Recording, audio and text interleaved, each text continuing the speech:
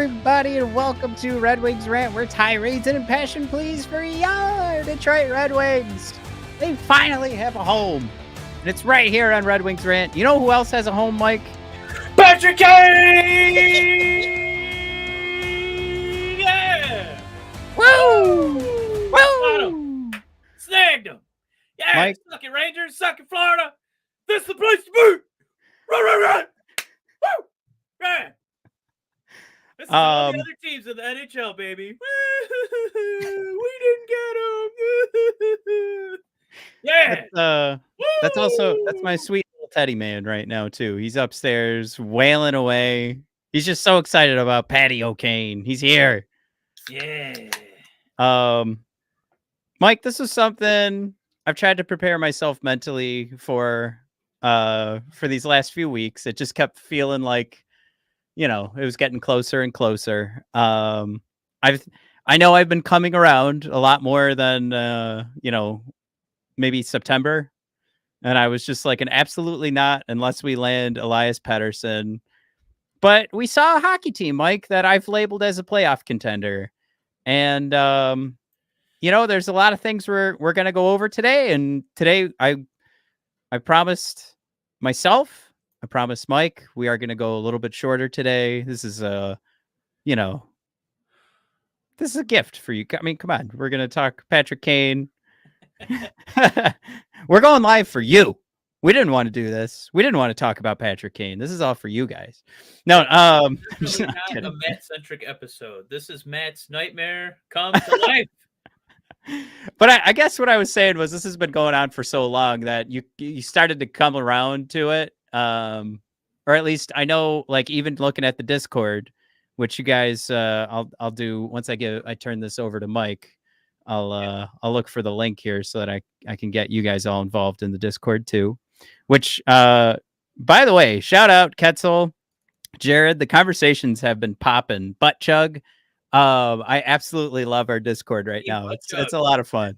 We basically were covering Patrick Kane all day yesterday, all day today. It's been a blast. So it definitely is something I hope you guys, if you're interested, you'll take the time to check out. But Mike, I've been talking about how things have changed for me, and like, oh, okay, Matt's waffling on Patrick Kane. Mike, the journey for you. This is what you've been asking for like 2 seasons, I think. Almost, if I may, maybe since Red Wings Rant started, you've been teasing and hinting at wanting Patrick Kane. I dreamed a dream, Susan Boyle style, and Matt, it came to fruition today. It was definitely a roundabout. It was an actual epic journey. Epic is thrown around a little too casually these days, but it's epic. This took a long time to get here. And Curtis, hi guys, and a few people thrown in that you guys have some receipts for Matt. And Matt, I think he's just more cautious than I am.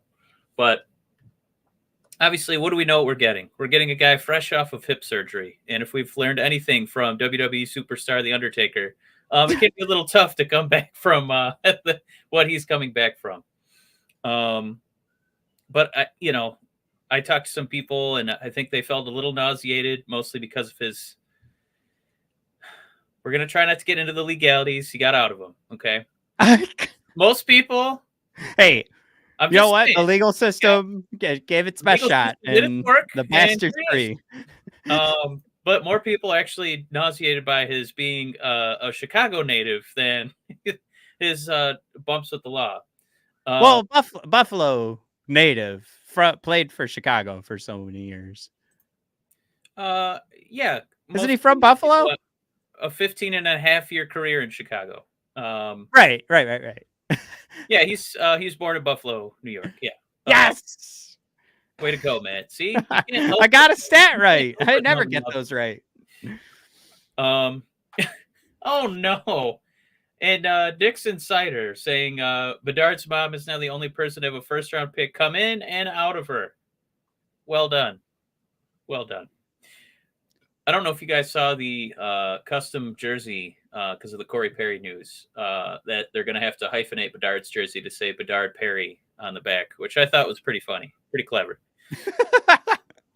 Yeah, we have So a few with things Patrick to Kane, touch on today, but yeah, we want to let's. get into him a little bit, especially because it's Tuesday night here. It feels like every NHL broadcast has said something confirming it. Every source that you and I and the people trust has said it, except for the Red Wings, who have still not confirmed that they signed Oh, a 1 year, $2.75 million deal. Mike has been on his commute from work. He ran into his office in that time, Mike, that we hung up, and now the Detroit Red Wings have have announced it. officially announced it. Yes, it's going I across was really the league. worried it had something to do with like his hip, and they're like, Yes. well, he didn't pass the physical, so all right.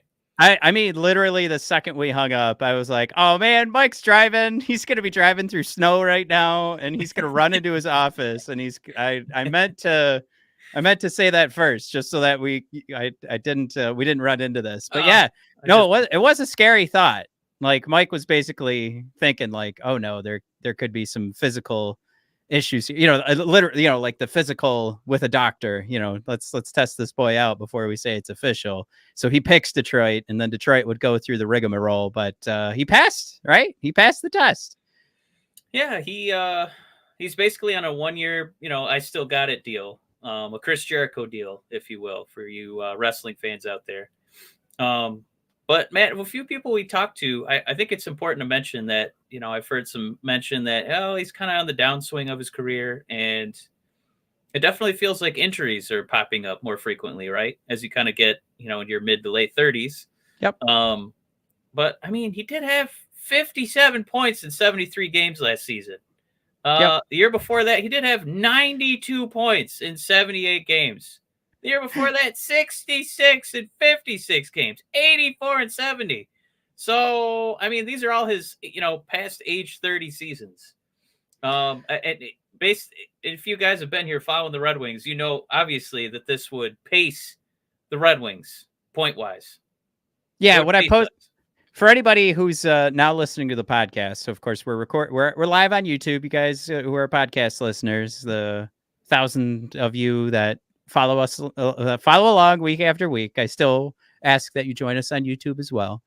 I feel like The Rock, the thousands and thousands of Red Wing ranters across the podcast sphere. Yeah, Patrick Kane was second, basically, on the Detroit Red Wings last season.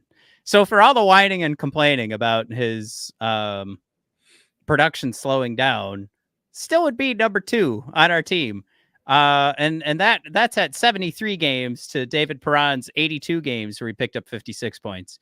Not scoffing at Perron. We love what he brought to the team last year. We love what he's brought to the power play these last couple of days. But we're just calling that out. Like, sure, Patrick Kane may slow down, but even at a half a point per game, Mike, he'd be, well, I guess he'd be right in line with Andrew Kopp, but that's from last year's team. But we know that he would eclipse Kopp this year at a half point per game. But that being said, so I pulled up all these stats for that reason, right? To kind of start the conversation of like, all right, if he was injured last year, let's say the hip resurfacing, he's not going to be 100%. So he's around 50 points this year, or on a 50-point pace. That's huge for us. We absolutely need that. That's something that's going to take like a power play right now, that when Gostisbehere is rolling on all cylinders, and it looks like we're starting to figure out PP1, and now maybe we can start getting a guy who's wheeling and dealing on PP2 and can also rip some snipes. I just this is a real playmaker. It's not really from a non-integrity to talk about a guy who former Calder, Smythe, Hart winner, multiple time All-Star. I mean, Stanley Cup winner. It's this. There's was it Boltman who was saying he might be like best U.S. born forward? Yeah, why not? Let's say it. Might be. Best U.S. born forward to ever have a rape allegations for sure. Okay, that's enough. Jeez, Matt. Sorry.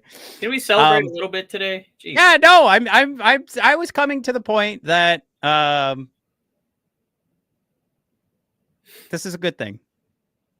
Integrity is the only thing to be harmed here. But from an NHL franchise standpoint, we've already signed James Reimer.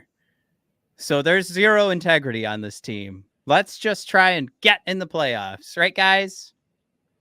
I mean, this is a town that is going to bronze Miguel Cabrera statue after he pummeled his wife. So let's not forget that. I think that's a great point. And we still celebrated Cabrera very hard. Okay, so we're bringing this stuff up, but nobody's had a chance to chat with us yet, Mike. We brought up just a couple of points. Jim Johnson, of course, throwing out the $2.75 million on the 1-year contract. Mike, if this turns out to be what Frank Saravelli said is his big hot take today, that all the conversations, what's Kane's production going to be? Frank Saravelli said he thinks Kane's going to play at a 90-point pace now that he's back with DeBrincat. Could you imagine a 90-point pace that's possibly on our second line? Mike, forget. Well, what am I talking about? This is the first guy with a 90-point pace. If that were to happen, this would be the first guy with a 90-point pace at our team since Mr. Pavel Datsyuk. Well, our power play started out hot, right? But when we've been doing our J-Fresh comparisons when the Red Wings have games coming up, one of the top stats that we've been good at is 5-on-5 play. Yeah. And now it's almost like teams are going to be terrified to take a penalty because of how good those two power play units could really be. Where Kane is on your second unit with DeBrincat. My God. It is something that before the season started, you would have looked at Patrick Kane, and I think this is where I was coming from. I was just like, okay, it's, this doesn't take us into contender, but we've seen a Red Wings team that, again, I've said looks like is good enough to make it into the playoffs. So this is one of those things. And what did we have to give up? And back to Jim Johnson's point, how great this contract is. We gave up $2.75 million, Mike, of Chris Ilitch's money. And we know Chris, he doesn't give two craps about you. He doesn't give two craps about me. So let's spend his money. Let's do it. I'll buy a couple extra Little Caesars pizza to support this. But yeah, I like, this is something you and I were talking about it over Thanksgiving, I think, with I don't know. I've discussed it quite a few times, and it's the difference between, we were talking about Patrick Laine last week, and what would you be okay giving up? The only thing you give up here is $2.75 million.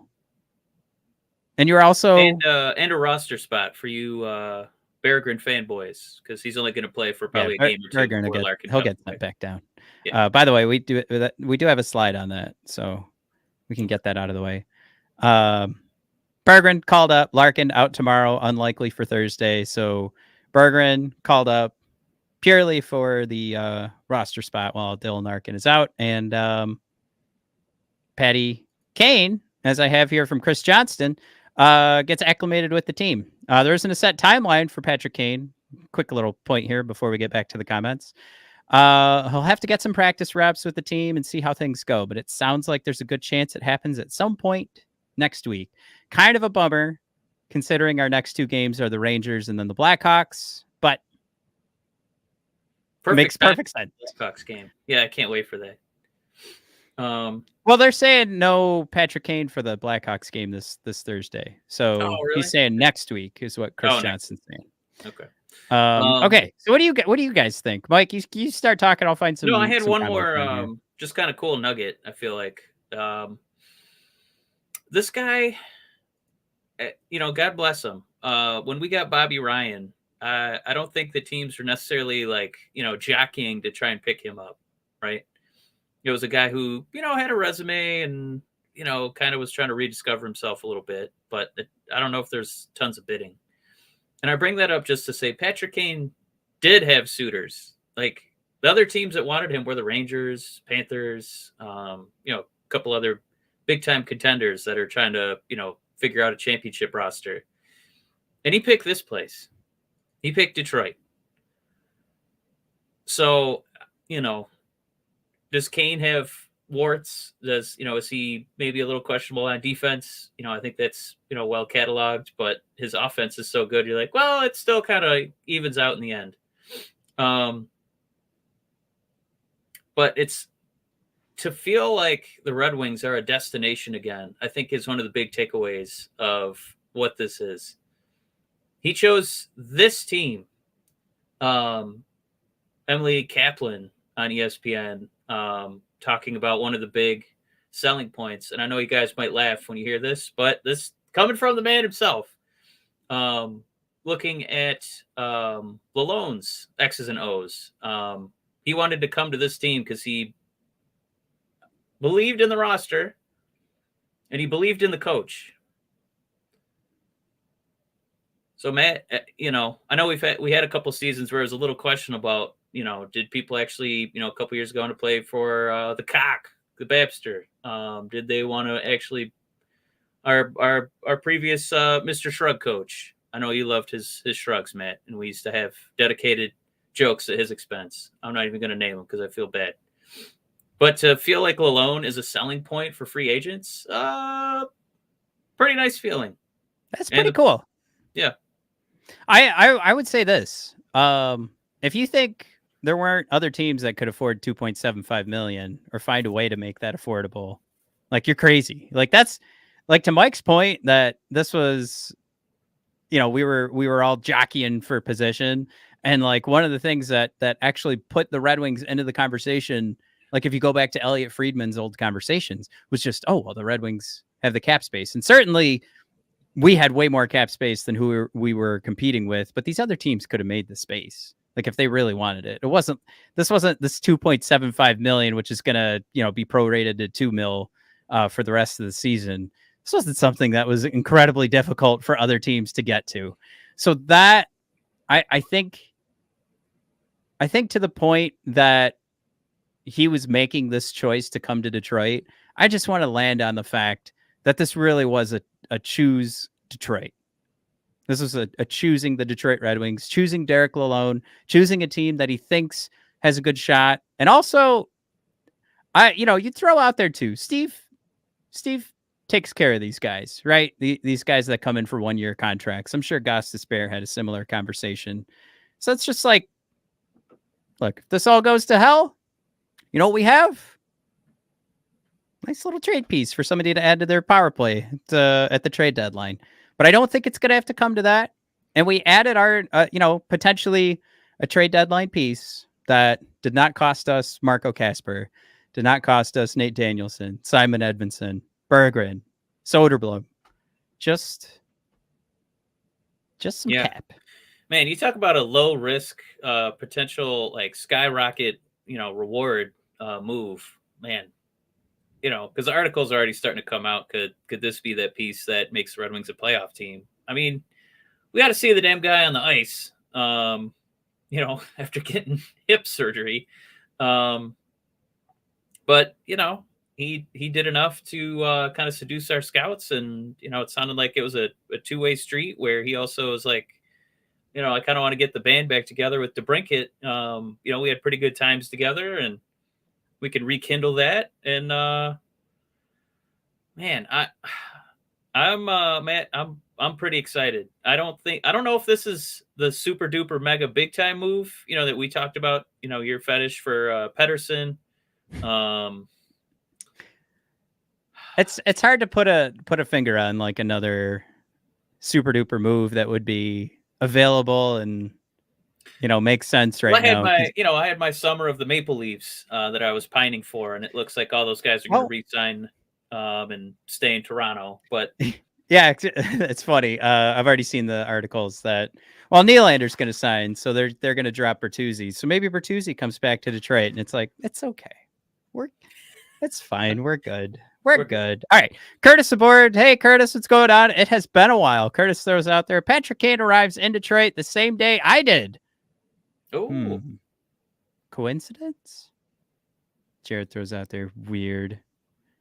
Oh, actually, he said that because he shared the link and it didn't show. Well, Jared, that's because we have your account where we're monitoring it. You can't specifically, Jared. You just can't post anything on here. We've got to. I'm vetting all just Jared's stuff. I have another window up just for Jared. I'm kidding. Feth Dar, Steve Yzerman, a masterful job with the 1-year contract and honestly came in cheaper than I expected. Yesterday on the Discord, I threw in there 4. I've got Ketzel. We've got receipts. Ketzel threw in there 5 mil. So Ketzel was ready to really unload, I think. And then I think Jared was the one who came in at 3. So he wins. I think he was the closest there. Yeah, performance art at the 2.75. He's worth a shot. I don't think Dixon, Bedard's mom is now the only we had person. that one in there. Yeah. Oh, okay. I know Jared, I like calling him out because he usually has pretty good one-liners, but he also threw in the fact that Kane was supposedly asking for a multi-year deal and took a 1 year is the biggest Yzerman win in my book. Yeah, this negotiation was a huge flex for Steve. One of the words that I felt like we were getting away from with the JT Compher and Andrew Kopp contracts, which again, just a quick recap from last week. Totally okay with Compher's contract. I'm just my scapegoat now will be Andrew Kopp going forward. Just want to make that official for all the Red Wings ranters at home. We kept getting away from the word flexible. God damn, is there so much flexibility in this move? And it's not just how far Patrick Kane can flex that stick when he's whipping it across the ice to DeBrincat, Mike. It's all that potential to move a nice, easy contract. It's all that potential to eat a tiny little contract. Let's eat Chris Ilitch's money. Who cares? If he gets hurt and misses the rest of the season, gravy, no worries. And the only other option out of everything I've listed there is that he's just going to kick ass and just be the most affordable 2.75 million. No bonuses we have to worry about. Just 2.75 in cap. How long did Patrick Kane fight for some sort of bonus? All right, yeah. I get it, guys. But if I hit 20 goals, if I hit 30 goals before the end of the season, how about a little something? Steve's just like, nah, we're good, bro. Well, I do want to throw in there too. Who just mentioned this? It was Corey Manning. Corey, what's up, man? Saying how rare it is for people to come back from hip resurfacing. So there's a couple names you can see where like Ed Jovanovski went through it, came back after rehab, lasted 36 games, then retired. Ryan Kessler tried after hip resurfacing, couldn't do it. Recently, Backstrom, who's done for the season. I don't know if he's officially retired, but everybody like Elliot Friedman is like, yeah, I'm pretty sure he's done. And then who else? I was joking, but the Undertaker did do this. Like the WWE Undertaker, where it was basically like his leg didn't work, and you could see how stiff he was in some matches. He got this done, and he was able to like go out on his own terms and like wrestle again and take bumps.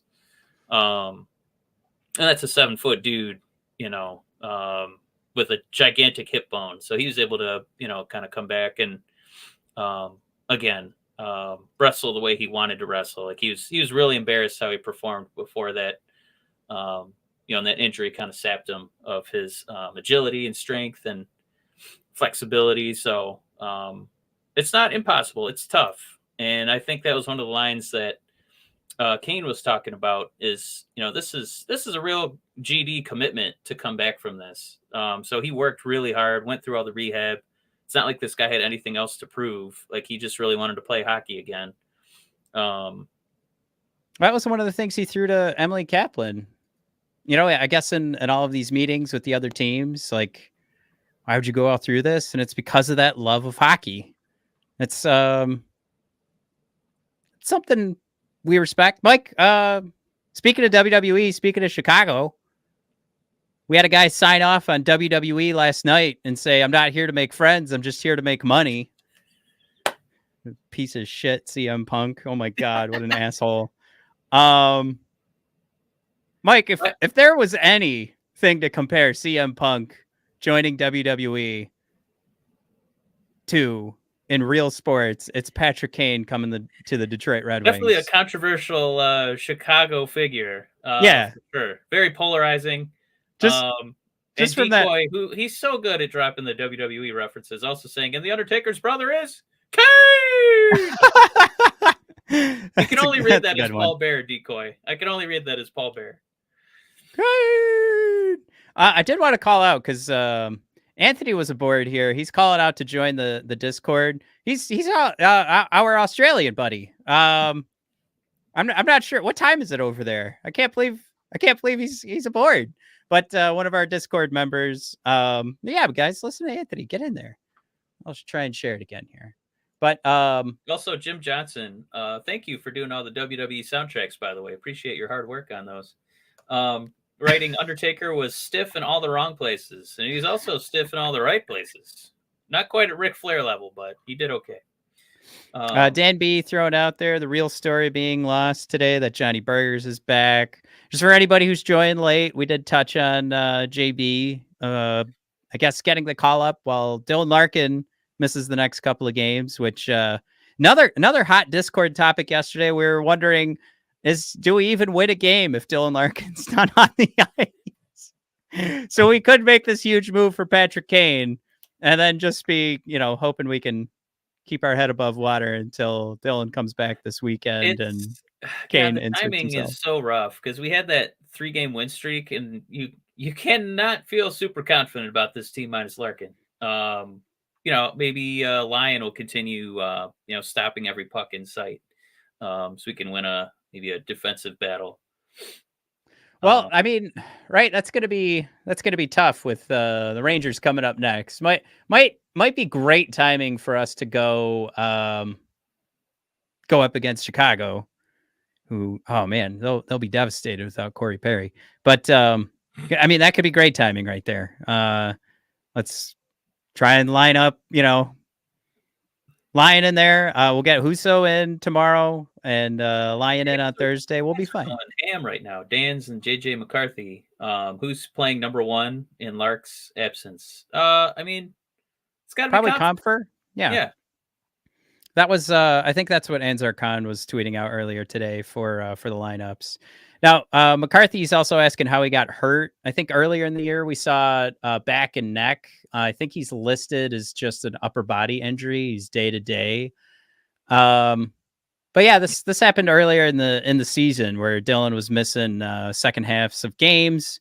I mean, it did happen on like a particular hit too, where he took himself off the ice after the hit. I just can't remember when that happened, but was that against Boston earlier in the season?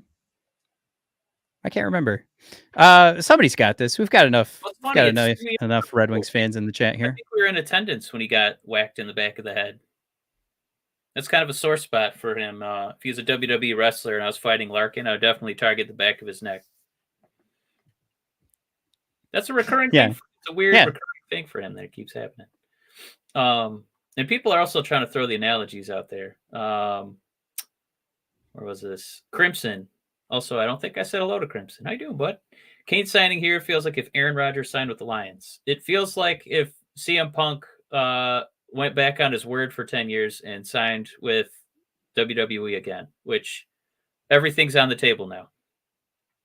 CM Punk can be WWE. Patrick Kane can make Matt miserable and be a Detroit Red Wing. Who said that? You did. A lot.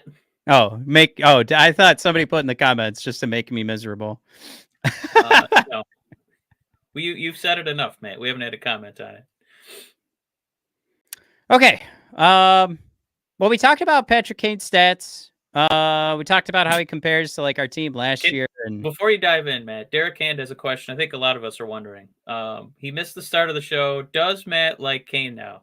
Matt, come on. Hey, first of all, let's not act like I was the only one who was fighting the integrity push on this one. All right. Listen, it's, you know what, Derek, all it's going to take is, maybe a couple goals and an assist from Kane in the post game.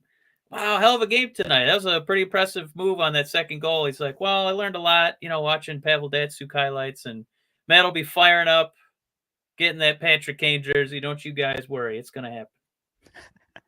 Well, I mean, I like Jared's response. Like, not really.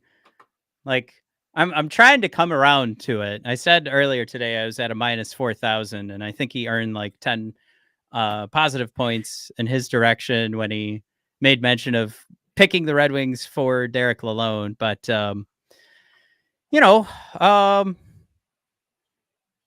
I still think that's the biggest battle right now as a Red Wings fan, as a hockey fan. If anybody who's getting Patrick Kane, like, of course you don't mind having his offensive talent at this price, his potential offensive talent at this price. But integrity is the only battle here. And it just depends, like the rest of you guys. Do you have any integrity or no? Jared with a good follow-up. When Kane lifts the cup in a Wings jersey, does that change it? Yeah, I mean, I'm probably gonna come around the second he comes out in a Wings jersey onto the ice. So I don't. Yeah, I hope you guys, whoever's been around long enough, you guys should know. I'll just come around the second he's wearing a Red Wing jersey in real life. That's all I need to see. I push away so that if he doesn't become a Red Wing, then I can tell you guys, like, see, you didn't want that kind of poison in the locker room. But when he signs with us, what am I going to do? Fight it? No, I accept it. All right. Okay. Well, we got a few slides we want to hit too. Oh yeah, let's look at some lineups here, right? So, all right, this is my first go at it. I moved David Perron up because he's playing pretty well. And it goes against everything I've said this year, where a championship team has Perron on the third line. Do you know, before you move on, why is the projected WAR at 0 for every line? Because Jay Fresh's roster builder's broken. So this is purely visual for you guys to see names in the right spots. That's all. Because now we're concerned that Patrick Kane is going to crater our team for the rest of the season. This doesn't look good. 58 points, really bad. Right. Just ignore the projections, everyone. Obviously, it's zeros across the board. I guess when you're a terrible team, default is 58 points. If you don't win a game somehow in Jay Fresh's model, 58 points is where you start. You can't go down from 58 points. But anyway, we're looking at my first lineup attempt. Lark's Raymond on the first line. Perron joins him at the left wing. And then I'm going to do JT Comfort, DeBrincat, and Kane on the second line. Third line, Fabry, Kopp, and Rasmussen. It's really hard for me to keep Kopp on the third line. Was ready to move Veleno to the third line, but Veleno's sticking with the... Oh, no. I've Rasmussen on there twice. Let's put... You have him double shifting. I like that. No, you know what? Rasmussen double shifting. Who should we put in there? Should we put in Klim? Yeah, or Fisher? Either one. Like Klim. Yeah. Yeah, whatever. Okay. Oh, big difference makers there. Well, it's we're still waiting to put line A over there, so we got to wait a little bit. Right. Okay. This sucks because I built this once and then I didn't think I screwed up on the first build because I kept using the same build. So yeah, that's who did we? Let's flip it. Who did we just pick? Klim on the first one, so we'll do Fisher on the second one here on the fourth line. Yeah. Another option. Dan B going down memory lane. Don't you guys remember '99 when they made deadline deals for Chelios and Wendell Clark? Woo, Wendell. Yes. Clark had the greatest mustache this side of Hronik. That was a great mustache. This does get worse, by the way. Robbie Fabry now double shifting, as well as Michael Rasmussen. It's fine. We only care about the first and second lines. All right, guys? So the other option I threw up there was Robbie Fabry on the first line, because I feel like Fabry's really killing it right now. I feel like give him a shot, right? There's also the conversation of just they have Veleno up on the first line now. When he's healthy, isn't he doing like 0.6 points a game? Yeah. It's actually, it's not that he doesn't have scoring talent or effort. He just can't stay healthy. Yeah. Jared, quality work, man. Thank you, Jared. Appreciate it. Always happy to have Jared on the show in the comments. Oh, what would we be doing without Jared chirping? Thank you, Jared. Appreciate it. All right. So on this one, what did we did? Klim, Fisher. Okay, back to Klim on this one on the fourth line, because as you guys know, that's the most important line that you ice. But anyway, another option, of course, Alex DeBrincat, Larkin, Raymond on the first line. Fabry Comp for Kane on the second line. I just couldn't bring myself to bring Patrick Kane to the first line for some reason. And the rest of it will fill out the way it needed to. And then, Mike, how about this fourth one here? Oh, you dirty dog. I see that Patrick Laine up there. Matt, you bad boy. So, Patrick Laine, Dylan Larkin, Lucas Raymond on the first line. DeBrincat, Comp for Kane on the second line. I think you almost have two different first lines there. And I mentioned to you, Mike, we called each other before we started recording here. Like, don't forget, Compher had quite the assignment last year in Colorado, getting some time on the first line. So for sure, he can get up there. He can compete. So obviously, the last one here, just having some fun. But there's a lot of different options. Obviously, the only thing I need to make sure happens is Michael Rasmussen is double shifting. Robbie Fabry's double shifting. Clearly, that's what I want you guys to have as a takeaway from building this team going forward. Right. The underperforming, underwhelming Michael Rasmussen. That's why we're listed as 58 points, because Michael Rasmussen's double shifting. Anyway, I mean, I was kind of hoping, before I fucked up, that we'd get some other requests out here for the first line. But for these first two, let's focus on the top six here. Is there a real preference, or do we get to just play this game of like, there's really no option that you could really go wrong with? Jared likes Cat, JT, and Kane. Yeah, I think what's funny is I actually feel most confident about what the second line should be in DeBrincat, JT, and Kane. The first line is where I have so much trouble, where it's like, all right, Lucas, it looks like he's cooking. Like, he had that, was it 4-game goal streak that just barely came to an end, but he still looked awesome. Larkin, unquestionably our best player, but it's that third spot we just can't quite nail down for like the perfect 1, 2, 3. I thought that Veleno was going to get a little bit more of a run, but it looks like it probably is going to be Perron. I mean, yeah. I mean, there's the way Fabry plays and gives a hoot, and he's a threat offensively. I like that idea, but it's just I wish I had a little more beef, because I don't want Lucas and Fabry out there. I think if we could figure out what the heck's wrong with Rasmussen, that would be kind of the piece to turn everything around. But as is, yeah, this is probably the strongest and even likeliest iteration. Perron on the left side.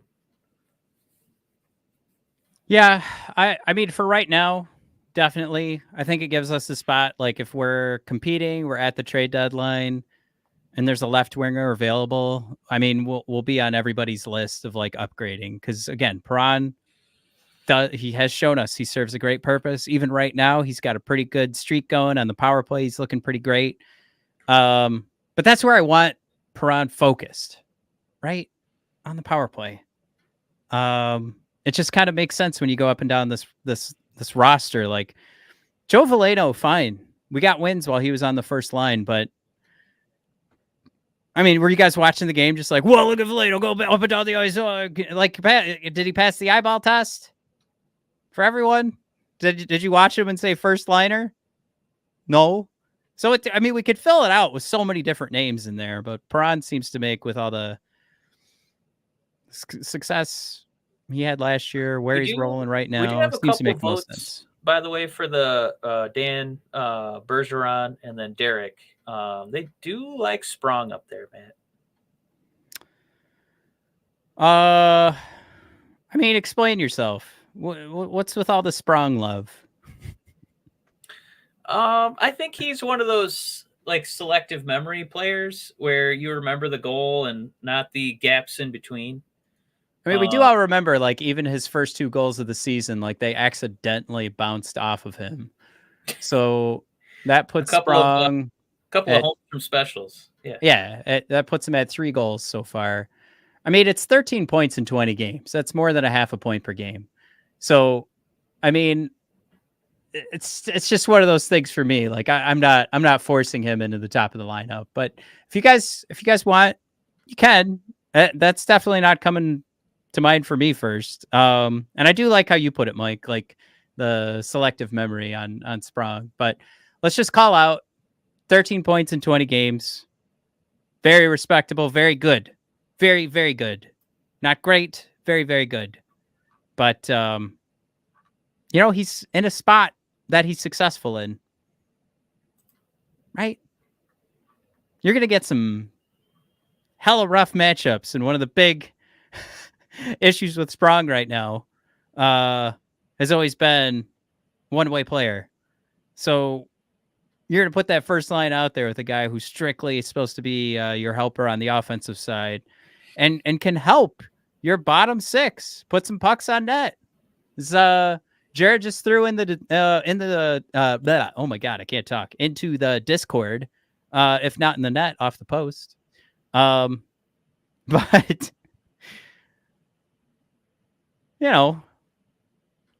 it's just he does well for where he is. Let's not upgrade a guy who we brought in to not be on the first line. Same thing goes for David Perron, but I think we're going with some experience there.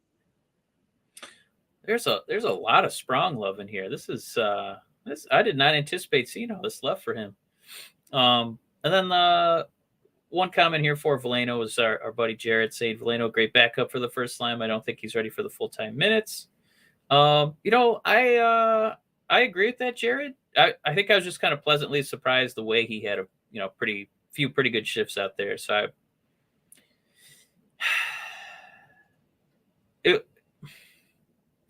I feel like there's a little more upside with him up there. And as far as my pursuit to get a little more beef, and he's our boy who's kind of filling in. Right. I wouldn't hate that idea. I wouldn't mind seeing our buddy Joe up front. And then we also have a pretty, I got to say, fantastic trade for us. It would be Reimer and Costin for a first. I think that they say no immediately. That's too much. I don't think that those guys are worth the first round pick. So I did pull up. We could take a look at this. Let's do it. This is Sprong's Rapham chart. And I want to land on the fact it's not on our screen yet, just so you know. Yeah, it takes a sec. Okay. I gotta land on the point that my man's in a successful position right now. He's in the right space. He's a wonderful bottom six. Like a wonderful guy to have in the bottom six. But certainly I hope he doesn't come to mind as a must-have in the first line. I don't look at Perron and say that's the must-have. I want him in my bottom six too. I want him in a good spot on the power play. But I don't know. I guess if it's just like, well, Perron's not perfect, so let's do Sprong. I'm all about that conversation, but I feel like we're doing good right now because we have a good build. Like Lalone put the guys in the right spot. We've talked about all season. Like he's put these guys in position to succeed. Everyone except for Andrew Kopp. So let's keep Sprong in that spot. A spot that when he came aboard, we knew that was going to be right for him. I'm very hesitant. You're not gonna, for this group, as far as putting guys in a spot to succeed, making sure they're in a role that fits their ability. I think Sprong is in the perfect spot, and the Rapham for him definitely has shades of Verana, where it's like, wow, pretty good on that third line, pretty good. Maybe make him a first liner, and it's just like, well, not everybody's supposed to quite be at the top there. Doesn't mean you don't have a job in the NHL, but maybe just stick to your role, and you can have a pretty long career. So those bars are pretty sexy, though, Matt. It does make you think. Let's just give it like 3 weeks. Let's give it 3 weeks of him on the first line. Well, I'll say, Dan B threw out there. I might be in the minority, but I like Sprong over Fabry. what's so funny, they are so close to being like the same player.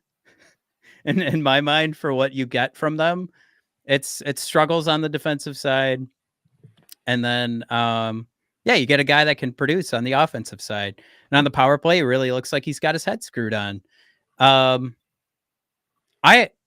B, I think you might have just called out something where these two guys can just go interchangeably, and maybe that's the argument for him to be on the first line. I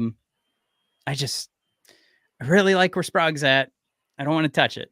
I feel like he knows what to do when he's in that bottom. And I'm repeating myself. So, Dan B, I don't think you've called out anything that doesn't like go into exactly what I've said about Perron, what I've said about Fabry, and you could call it out as like, well, Sprong fits that too, so why not put him in the first? I just think there's something about Sprong being where he's at that's really, really helping us out. Matt, just for giggles, yeah. Guess what Sprong's shooting percentage is? It's 9.3%. Oh, shoot. Do you have it up somewhere? Yeah. Do you have, okay, look away. What's Fabry's? It might be 36%. God damn it. You're looking right at it. Yeah, I have it pulled up. I've been looking at it. So your argument being, we got to give Fabry more shots. Oh, okay. Yeah. Gotcha. I thought the argument was going to be that Sprong has laid into the player that he actually is, and Fabry has yet to do that this season. Fabry had 5 points in 8 games, and Sprong had 13 points in 20 games. Decoy, thank you for 69%. I appreciate it. Your efforts did not go unnoticed. Thank you. All right. Well, today was a special episode. I do appreciate you guys all coming on. I think we got through all of our slides. I think the last thing we want to tackle is just this one. Sorry. We have these are power play units based on Dylan Larkin being off the team. Real quick, Dan Bergeron saying, is Matt ever right about hockey, Mike? No. You know what? I'm first in the fantasy league, so you guys can all suck on that. Yeah, but you know who else is first? The guy who's not even updating his team, Matt. It's a felonious league. I don't like it. All right, let's continue. This is my favorite part because this is going to be great. I can't wait. Oh, wait, this isn't the updated one. This is just tomorrow. Yeah, it's from Frank Saravelli's stuff, the Daily Face-Off. So, okay. There's no Larkin in here, so you got to put Larkin back in there on the first power play unit. But I kind of just brought this up to help the talking point. It is missing. Do you want to? It is missing at least Bergeron, because if he's getting called up, he's going on the power play. He's still good at playmaker. Oh yeah, you absolutely drop Andrew Kopp from second power play unit. Yeah. Easy peasy, done, fixed it. So what do you want to do with Kane? Do you want to have him on the second power play unit, or do you think this is something where he's Patrick Kane? If he's having good practices, I mean, my God, could they really do like a WWF Mega Powers and just have like all the Red Wings greatest hits, like DeBrincat, Kane, Lucas, Larkin, and then the Ghost?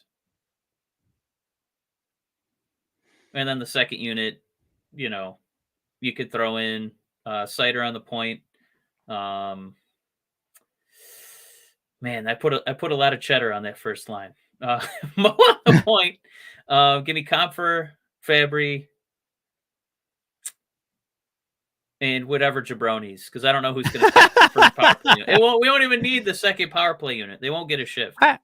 I think you have an opportunity here to have DeBrincat and Patrick Kane, who I've put on the second line for our regular forward groups. I think I'd put them on the second power play unit. Because they've showed some success for like Lucas, Larkin, and Perron, along with Gostisbehere. Like that group of 4 on the first power play unit can really move the puck. I might give it a shot. Have Mo quarterbacking and have Mo passing between Patrick Kane and DeBrincat. And then it's just about who else you want to load up in there. I think everybody's going to be happy when I say Sprong.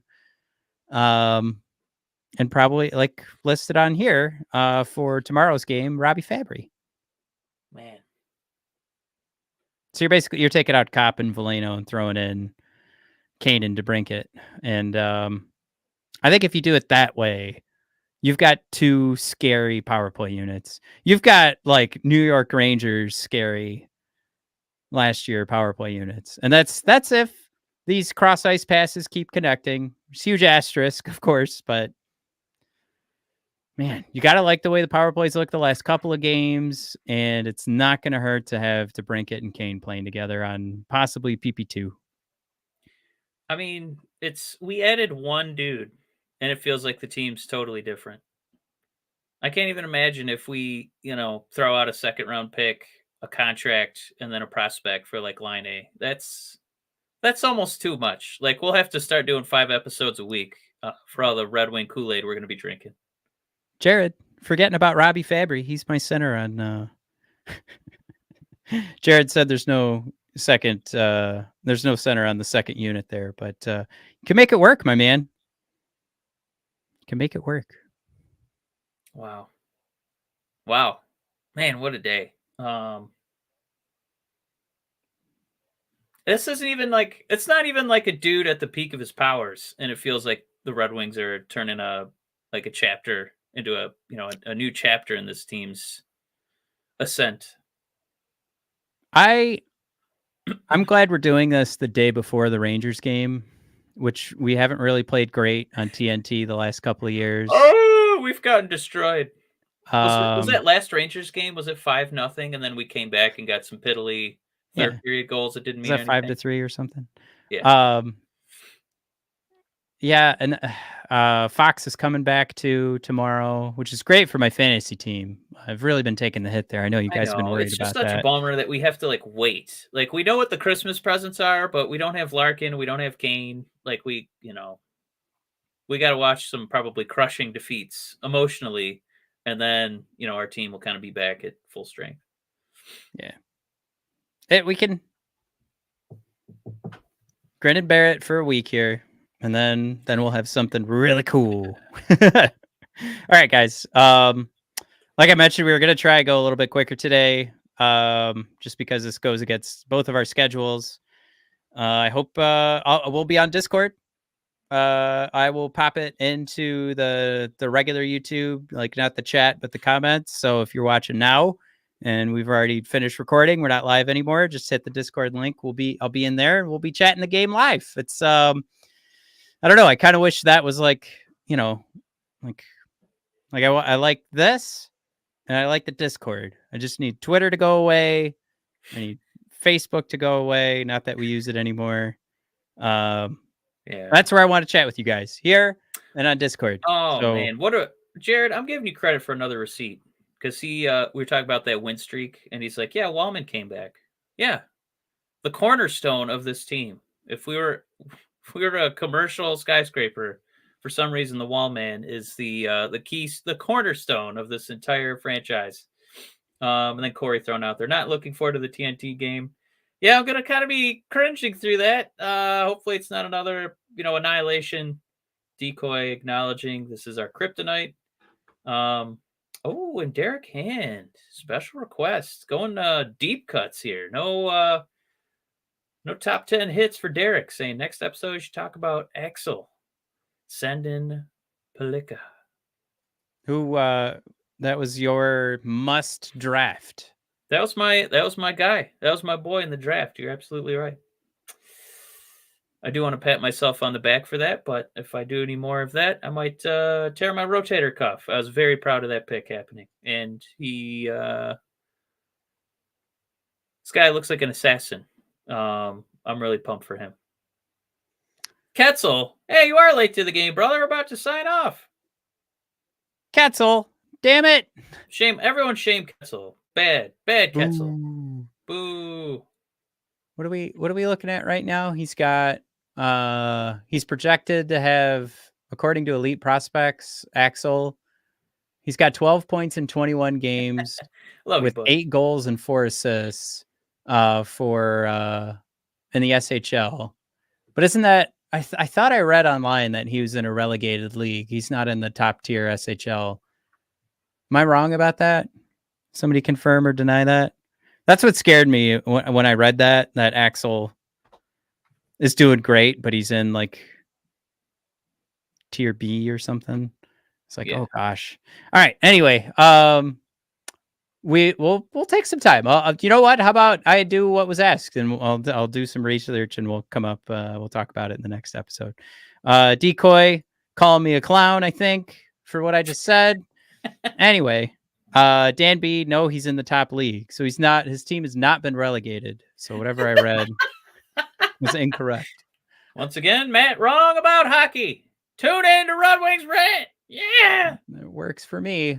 Well, I'm gonna like dig a hole through Matt, planet Earth to find out like if I'm Connor Bedard playing against right or wrong Gary about for all this. the chirps that you get during these episodes.